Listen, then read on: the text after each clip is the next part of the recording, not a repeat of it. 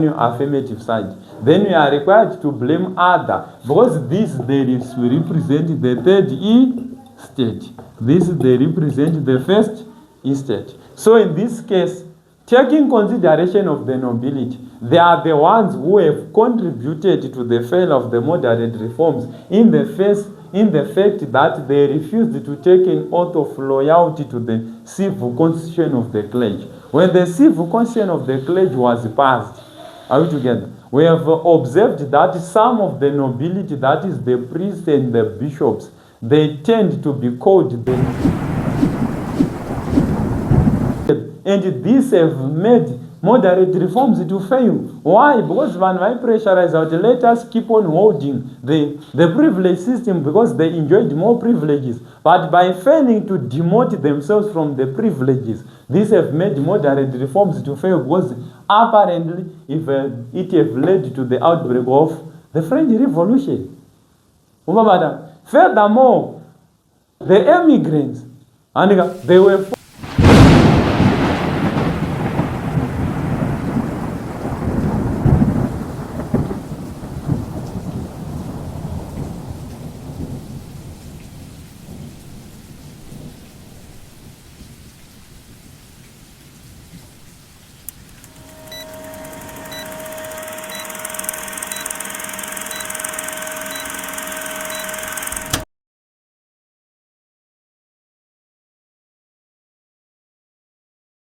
Are we together? As we are going to prepare for our final exam with this paper, I've combined some of the toughest questions in your question paper, because it is our mock exam. This is our first, maybe first and last, I don't know. So the question says, to what extent was the nobility in France responsible for the failure of moderate reforms up to 1793? So you have to know that when we are demarcated with the dates up to 1793, we have to know that 1793 was a period whereby the reign of terror started, or whereby the national convention was formulated in France. All together. And who were the nobility? The nobility, we must know that we have got two social groups. We have got three social groups in France: the first class, the second class, and the third class. And within the second class, that's where the nobility were found. Are we together? So now they say how these nobility were responsible for the failure of moderate reforms. So when they say failure of the moderate reforms, they are trying to say to what extent or how far the nobility have manifested for the failure of the government. When we are talking about moderate reforms, we want to take note of the reforms which were required imminently and instantly to run. Kuti ma reforms acho aimbodiwa kuti anatsoitwa ipapo andikona tine zvinhu zvaidiwa kuitwa nevanhu politically, socially and economically. The French citizens, they got certain demands they have, and it was the nobility to blame for the failure of the moderate reforms. Andika tinova blame kuti ndo vakatotadza kuti mu France muite ma reforms ane musoro. Mu France zvinhu zvisafambe zvakanaka, ndo vari responsible. Are we together? Then however tochiblame ava kuti aiwa ndo futi vari responsible kuti mu France musaite zvinhu futi zviripo. Are we together? So the question demands, mama kapuwa kapo. The question demands, okay, for the sake of those who are online, the question demands want to take a good outlook concerning the nobility following on their contribution to the failure of moderate reforms. What did they made? However, one can review the contribution of the clergy and the peasants in the failure of moderate reforms. We are blaming, in this case, we are just blaming these groups. Are we together? So we are required to blame the nobility for the failure of the moderate reforms on your affirmative side. Then we are required to blame other, because this they represent the third estate.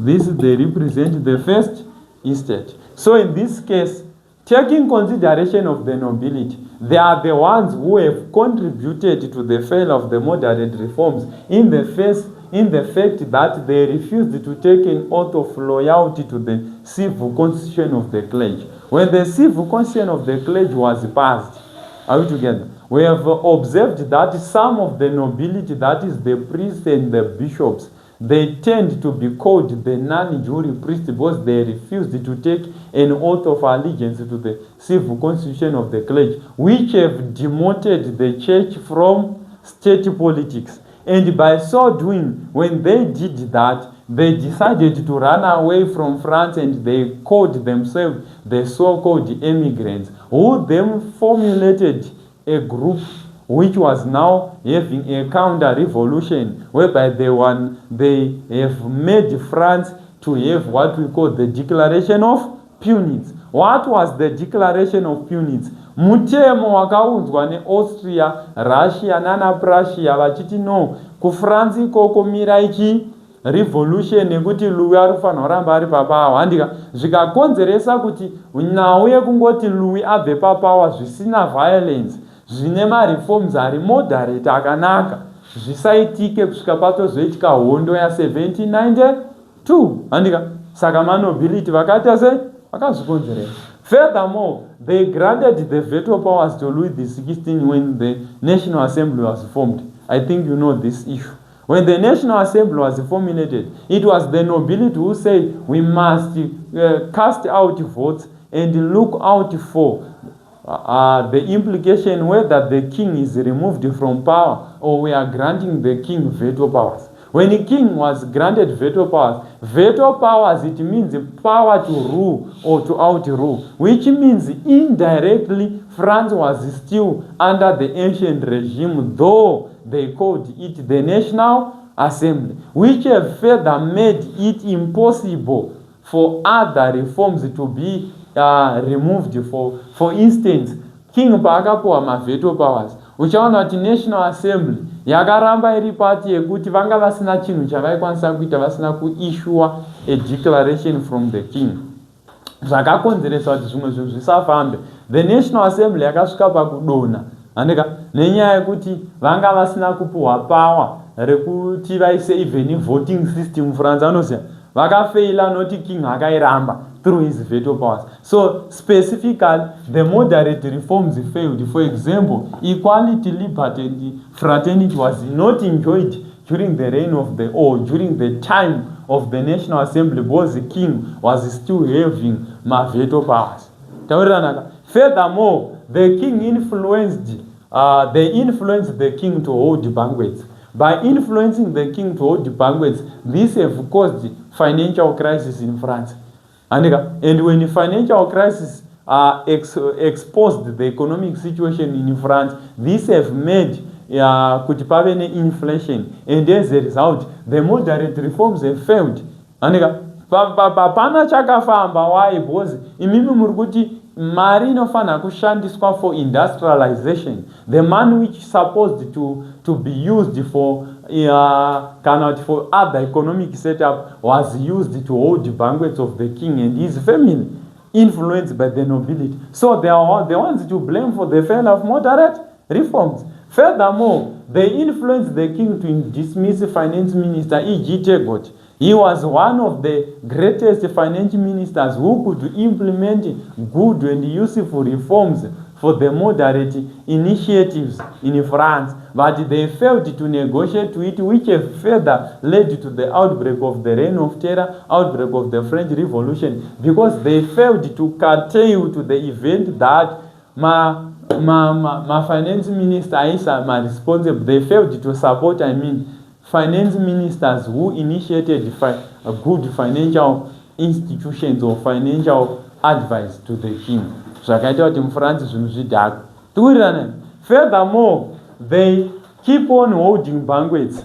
By keep on holding banquets, this have made France high prices of basic commodities such as bread and salt. And according to T.A. Morris, when the peasants were stung most by the skyrocketing of basic commodities such as bread and salt, this have led to the march of women, which further exposed that though the kings they lived at seclusion, in seclusion at Versailles, vanhu vakazoonera kuti no tikatorivhota tikaita zvenharo king anotiteerera, vese ava ndo vakaita kuti vanhu vasvike pakuzvidiscover. zvikaita kuti nyika mudhakwe. Furthermore, they failed to give up manyaya tax payment. They should have just to pay tax. By paying tax, moderate reforms were going to be initiated because these people were wealthy. And as a result, the French Revolution might be averted. Noise yorega kuitika France, zvinhu zvotofamba, morega kuita noise. Furthermore, they failed to re-industrialize.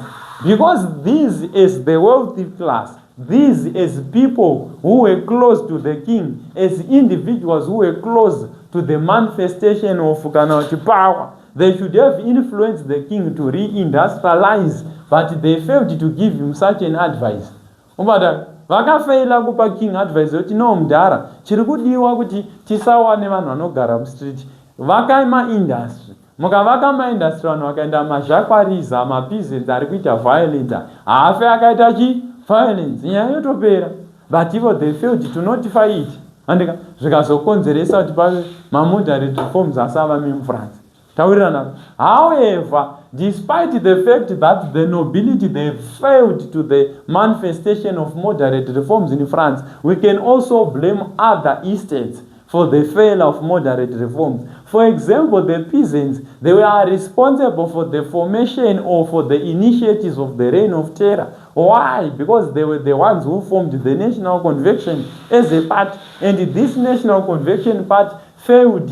It was an event whereby when the Reign of Terror was initiated, it manifested to the radical leaders who were noted by T.M. Morris as bloodsuckers of the world, who drink tears of the unfortunate. Why? Because they gained support from the peasants and they misused it.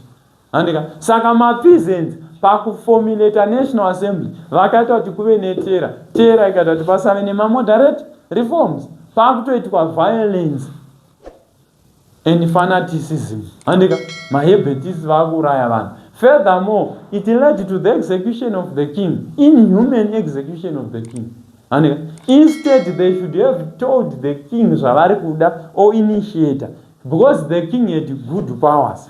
King semunhu ane authority, they should have just supported the king, not to execute him.